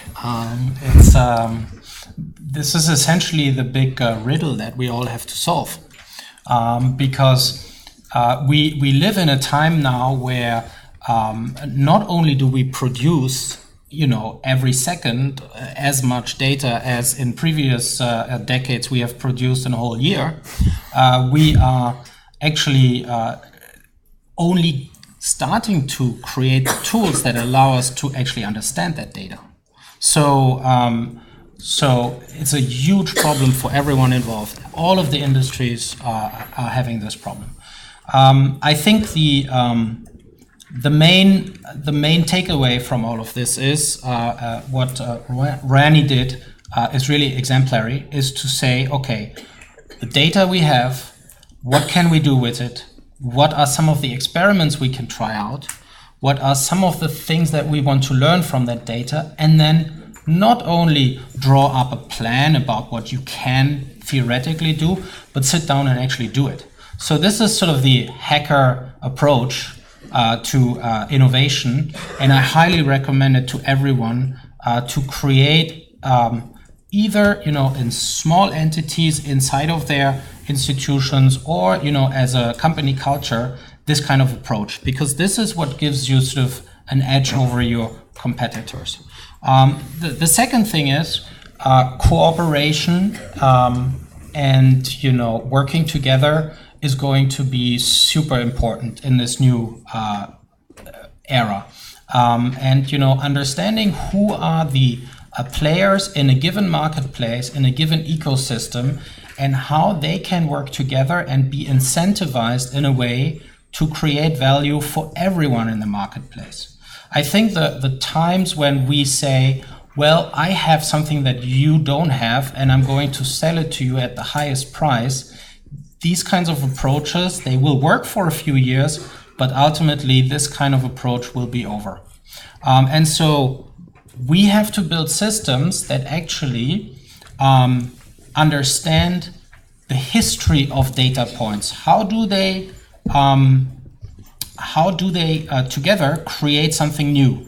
We have to be able to trace it back to the origin, and that's why I gave you a lot of provenance. Gave you a lot of examples of AI systems that live in the source of the creation, sort of in the software that creates it, or in the software that people use to create, or in the machines that produce data. So the provenance of data points is going to be very important, and this is what these projects have demonstrated, and where I think a lot of growth will be. I think that's, as we go to Jean for the question, I just wanted to comment on how remarkable it is that how open the possibilities for licensing are. Because we think about the human readable use case. We sell a book, we read it. We license content to consume it. We buy a piece of art to view it. We create images to appreciate them. And now, in the new world, in addition to all of those use cases which still exist, we now are licensing images, good and bad, those that could have been monetized for human enjoyment, and those that would be, kind of in the trash pile, if you will, because we're training computers with these now. We're training systems. So in the provenance of data, thinking about the licensing capabilities there is phenomenal, because you're no longer buying. I used to buy a subscription to these journals, but I don't need to buy that anymore because no one's reading it. I'm just training my computer with it. I don't need to buy it in the same way I bought it before. What has a bigger impact on the market, open access or that? I think it's a phenomenal question in every sector of the copyright industries. And legislation, Sylvie, wow. I mean, at the intergovernmental level, we're probably 20 years away from anything from an instrument here, but at the national level, legislation is so lagging here in helping to regulate. When you were talking about copyright law, I was thinking about contract law and smart contracts and what are the implications. So over to Jean, who had a question and is from the visual sector. Yeah, Gene Mopsick from the American Society of Collective Rights Licensing. A quick comment for Ms. Levy and a very quick question for Stratos. I would agree wholeheartedly that persistent machine operable attribution has always been the holy grail for images. And right now that the ease at which images are separated from their identifying information is incredible. So whatever work you accomplish will be greatly appreciated. For Stratos, in the Blumen example you talked about, for browsing purposes, when anonymity was required, you used a watermark. So it's an anonymous watermark that then is keyed back to an individual. Is that the way that system works?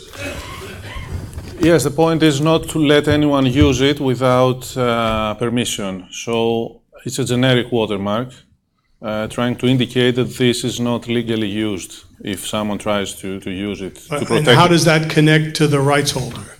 It's not connected. I mean, if the owner wants to stay anonymous, can stay anonymous. If wants to give a name, for instance, if he's a professional photographer, he can give a name. So there is a name when you browse the image, and there is also maybe KYC document to prove the identity of the photographer, or there is I don't know, the reputation through the community of the photographer. So it depends on the use case. There is the option of anonymity. It's not required. But we think that this is something important, and we want to give this option to allow anonymous uploads and selling of photos. There are cases in the news industry where photographers, for safety purposes, exactly want to remain anonymous. Exactly. They do want to remain anonymous. Of course. For safety purposes, yes. In the news, Gene was saying, I think, before he had the mic. Of course. We have a couple of questions up here. We have Anne, and we go to Anne, and then we go to Edward. Thank you very much. Anne Bergman from the Federation of European Publishers. I have an extremely naive question, but on the internet, I think one of the keys is discoverability and visibility, and the big platforms are the places where we access content. So are the big platforms players in this blockchain thing? Is YouTube accepting that you use this technology? You can pass that mic to Edward while we wait for the next question. And who would like to respond here?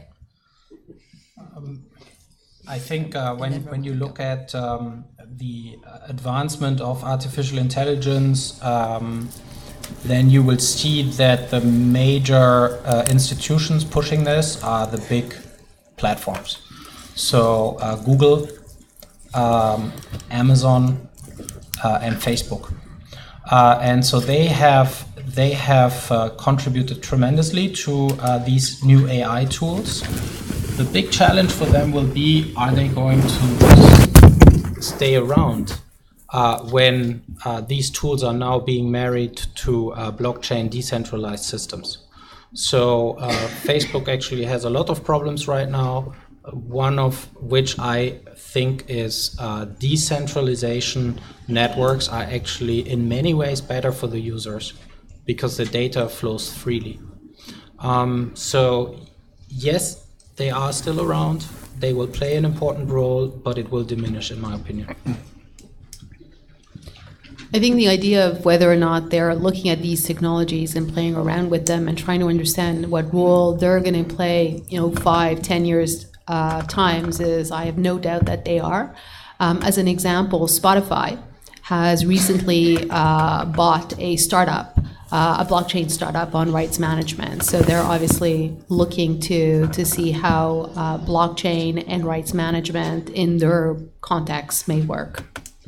My question was not whether it's obvious that they are. Can you use the mic there, Anne? Sorry, just so everyone can hear. It's obvious that they are looking into it, that would be very stupid from them. But will they allow individual rights holders to monetize their content on their platform? That was my question. Yeah, I think that's a good question, and it's a question about how does innovation happen and how does it get adopted over time, and different use cases will have different answers to that. When we started looking at, okay, so what do we do here?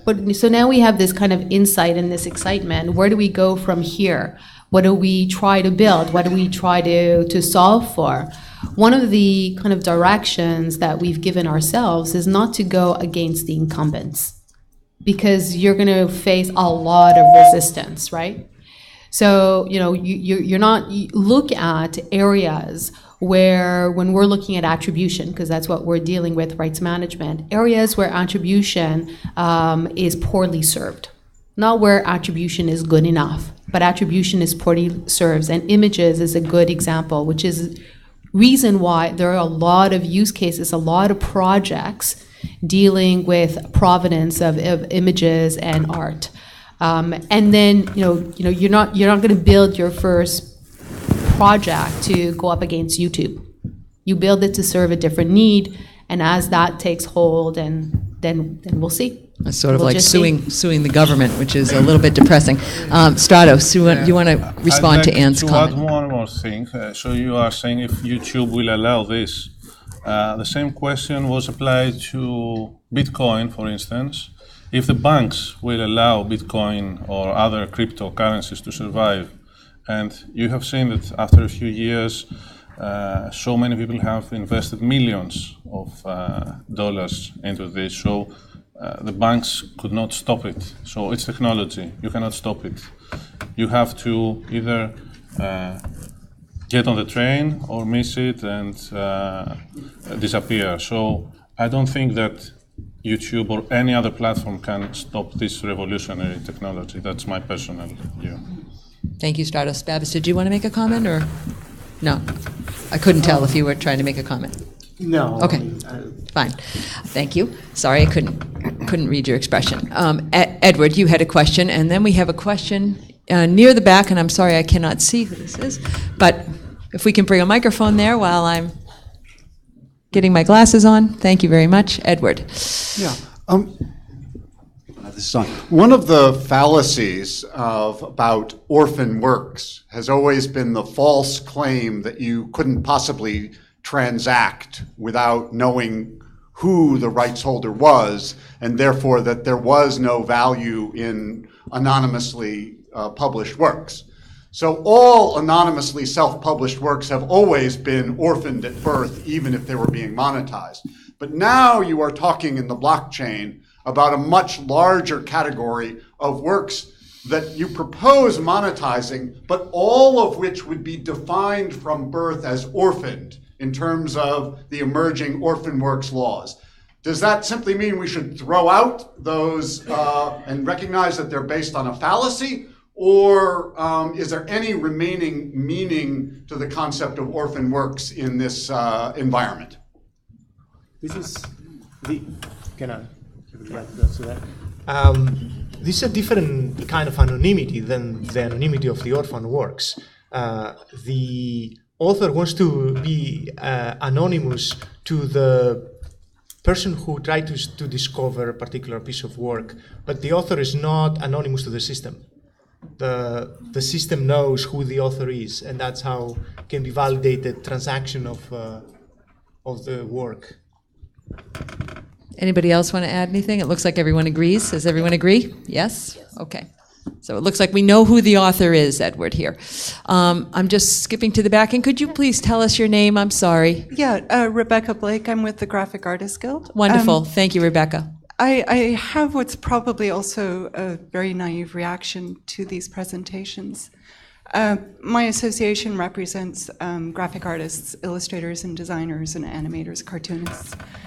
The thing that struck me on the presentation on artificial intelligence in the series of questions that was raised at the end, the question wasn't asked what these developments, what impact these developments will have on creators who it appears are going to be losing income by the development of these systems.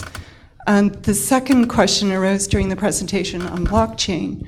The description of how blockchain can be utilized so that citizen photographers can start monetizing their work struck me as very close to a crowdsourcing model, where professional photographers will then be competing with citizen photographers who do not rely on licensing income to monetize their work. So my question is, what do I tell the members of my association who are in their 20s? What can they expect in the future? Because it doesn't look very promising from these two presentations. Those are extremely legitimate and excellent points. Thank you, Rebecca, for sharing your questions.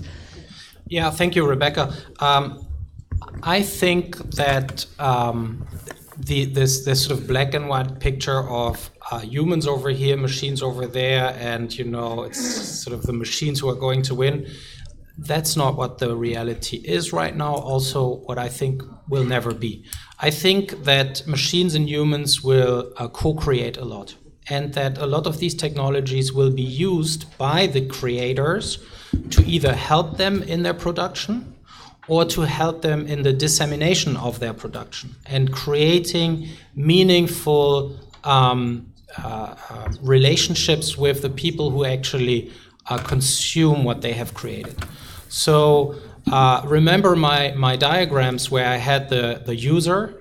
I put the user there, but you can also put a creator or a scientist or a journalist in those little boxes. So I think what I'm arguing for is a system in which the creators have now an enhanced toolkit to work with.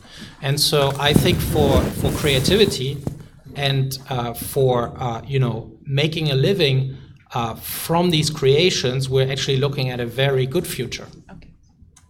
I just want to build on that. I know we have a couple of other comments here, but the concept that was raised of the licensing of the data, that I think it's essential. Creators really need to start thinking differently about what is the essence of what they're creating and how they license it.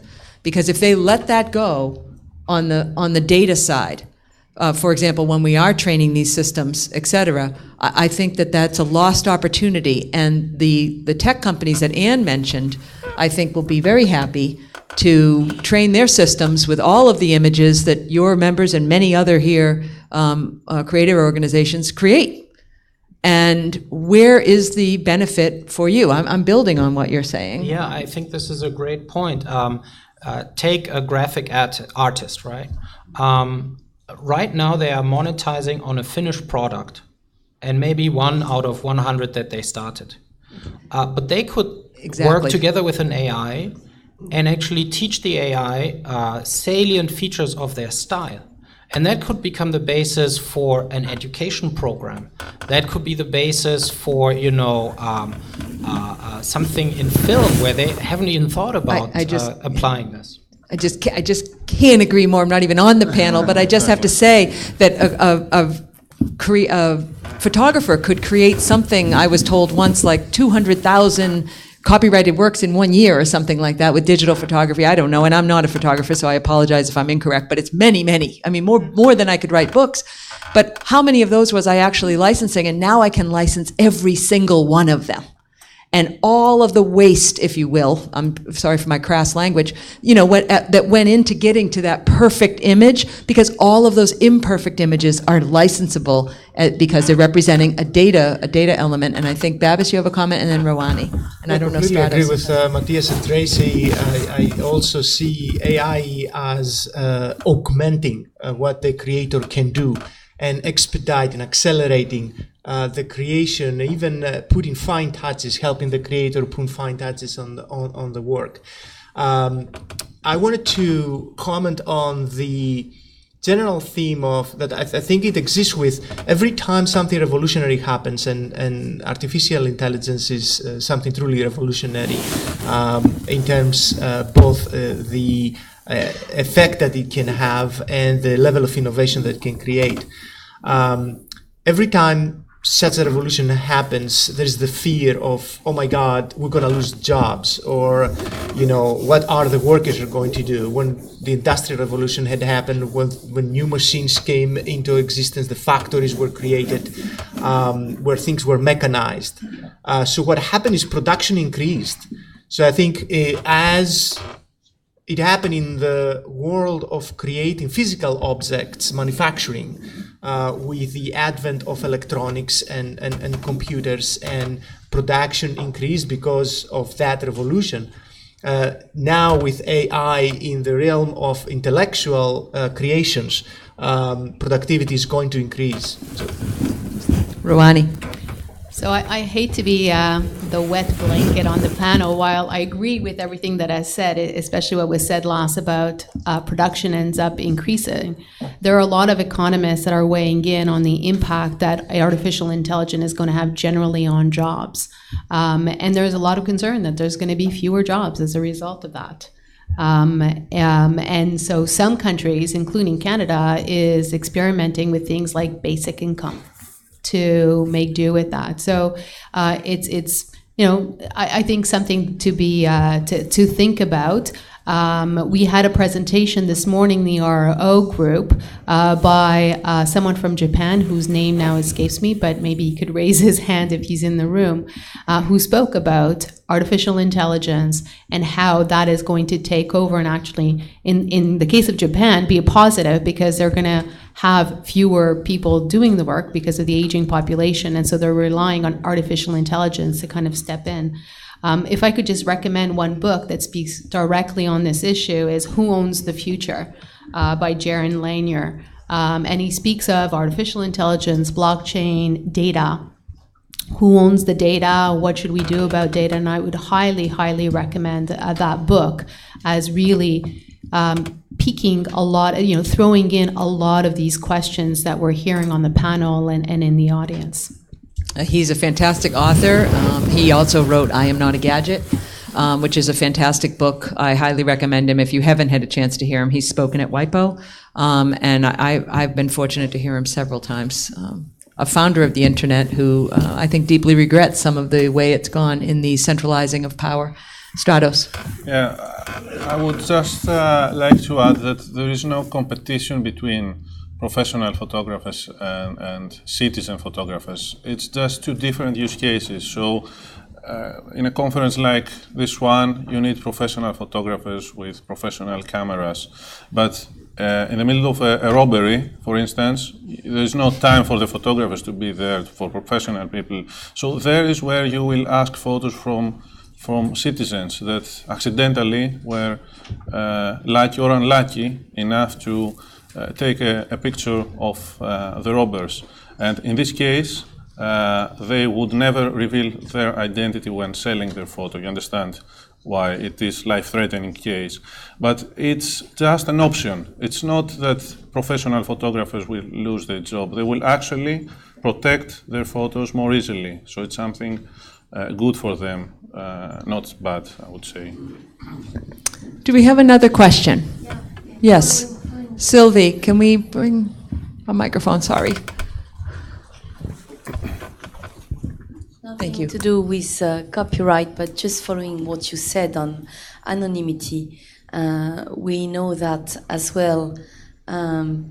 We have in this environment a lot of fake news going around, and how we can check if the photo sold or acquired reflect the reality, or is not something invented or reconstructed? This is a very good question, and actually as a company we have implemented a solution for verification. This is used by Amnesty International and Deutsche Welle on a daily basis for verifying, for fact-checking. So we have long experience in this, and we have taken it very seriously. There are three ways to do this. The one way is to rely on the reputation of someone. Okay, so either through a self-regulated community where you upvote or downvote, or you report a malicious act. Either you rely on the KYC, on know your customer, so you need documents to prove that this is a valid professional photographer, and you can approve this.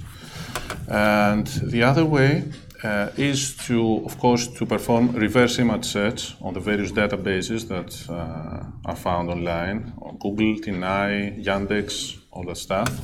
But what you can also do is to, and we are really very close to do this, it's just that I didn't describe it in my presentation, through the application of the smartphone, when you take a photo, the application can take use of your camera, so it is like verifying, so it gets a hash. Now I'm entering into some technical details.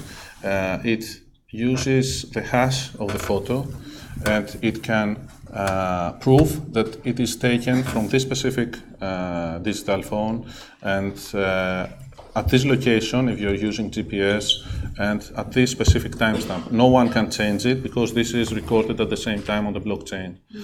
So this is immutable, and you can immediately prove that I have taken this photo at this place with my cell phone on this specific time. So it's absolutely secure, and you cannot so very interesting, protecting the consumer of the news, so because it's, you're saying you can verify the authenticity. But I would think, thinking back to Rebecca's question, this also, and Jean's, helps protect the rights holder, the creator in this case. I mean, if it was, if we're talking about, your example was a phone, but if we're talking about professional instruments used to create those images as well.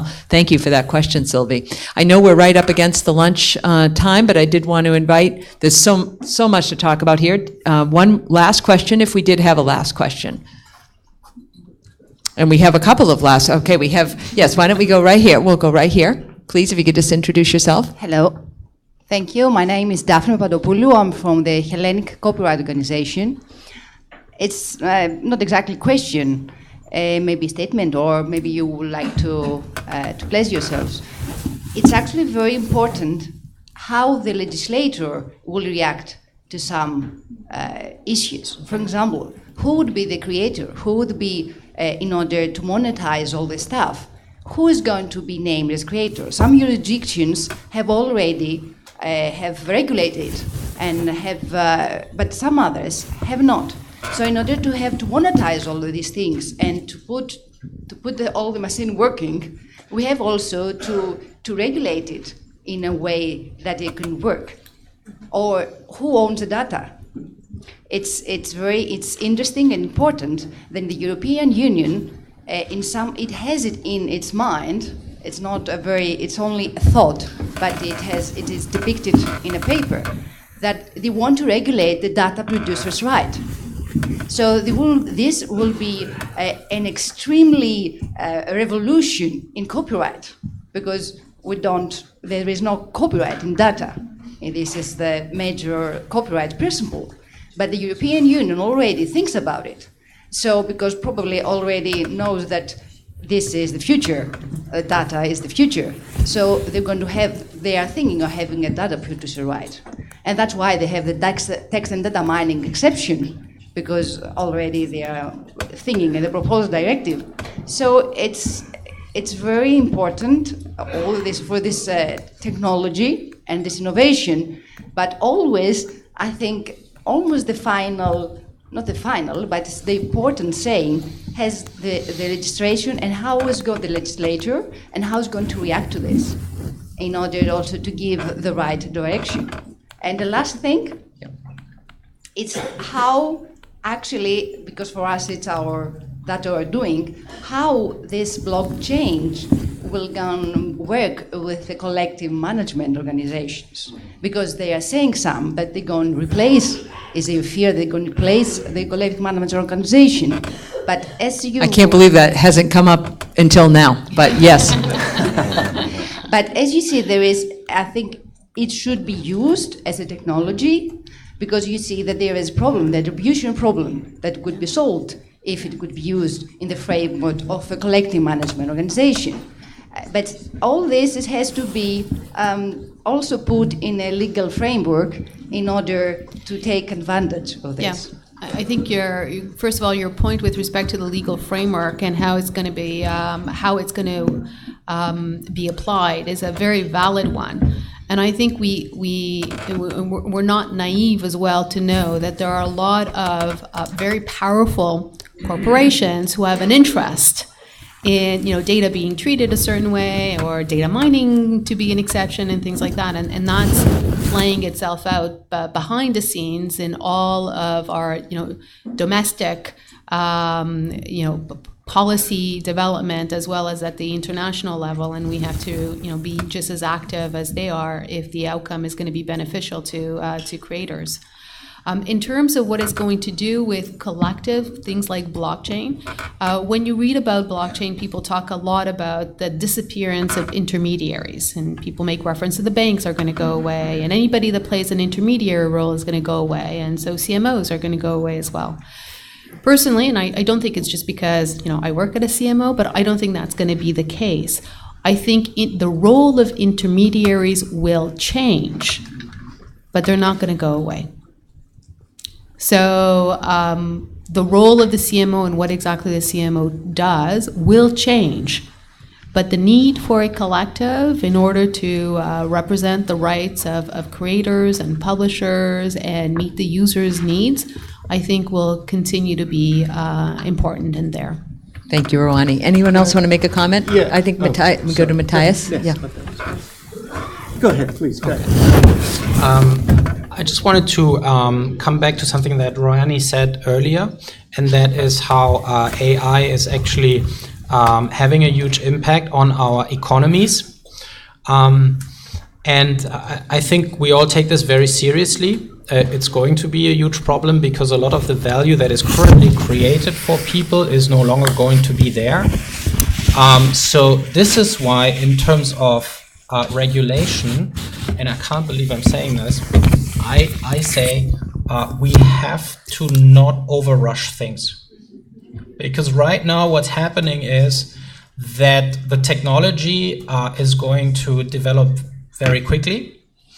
If we settle on a new regulation right now, we're probably doing the wrong thing. I tried to allude to that in one of the slides where I said it's not necessarily only the enabler who should have a copyright in whatever is being created there.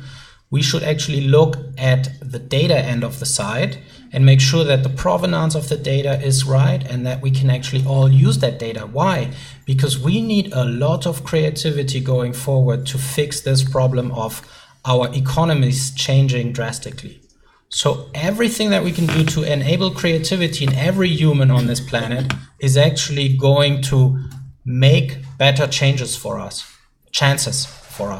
So creativity should be really protected here, and actually we have to make sure that creativity in the end can be done in this new environment. That's, I think, what is the most difficult for the regulators right now. Thank you. Yeah. Any other comments? Yeah, it's an excellent comment, by the way. We cannot possibly know what the legislators are going to do in each one of the countries, obviously. So it's futile to comment on that. But there has been a major legislation that passed recently, actually came in effect on May 25th. And I'm sure the date makes you think of what I'm talking about, right? GDPR. And so in GDPR, there is a provision, of course, that was with respect to the right to access personal data by the person to whom the data belong to. And GDPR ensures that any one of us can go back to Facebook and Google and whatnot and get back their personal data. Well, you cannot get back what they have inferred from your data and what they have created through processing your data. So if that is an indication of where things are going, I think that may be a hint to an answer for your question. And I think that's an excellent point, and unfortunately where we have to wrap it up, I think each one of us in this room is already contributing through the use of all of our devices and everything to the enormous amounts of data that has now become proprietary data for some of the world's largest companies, bigger than governments, these companies. And that's where it starts. So we're thinking about our photographs and our graphic images and the books we write and the poems we write and the literature, and it's the data that we're creating every day, the data signals, if you will, that are making these companies gigantic. So a regulatory effect, I don't think it's too soon, and thank God for Europe, because I come from the land of fake news and we don't respect privacy at all. And it's an epic challenge, the challenge of our time. How are our own individual data, dust, and those of our children and those that we love, our friends, our family, how are those being used, extended, monetized in ways that is literally, to most of us here, incomprehensible, and not even done we're just at the tip of the iceberg of what's going to be done over time. So, is that your data? The answer is no, it's not your data. And right there, I think, is one of the areas that we could start from a regulatory perspective to start to look. So as you can see, we could go on and on about this, and it is a really fiery subject and very relevant to our creative sector and also to our own personal lives. So I invite you to join my colleagues at lunch and later on today and ask them questions. We're so fortunate to have these experts here with us and for all of you. So thank you. And lunch is in the Amalia restaurant, which is the same as the breakfast room on the lower level. So we'll see you there. Thank you very much.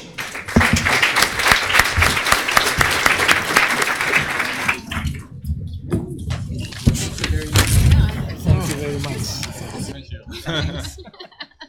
Do you have a card? I do. In my bag, I will give you a card. I'd love to see how we can maybe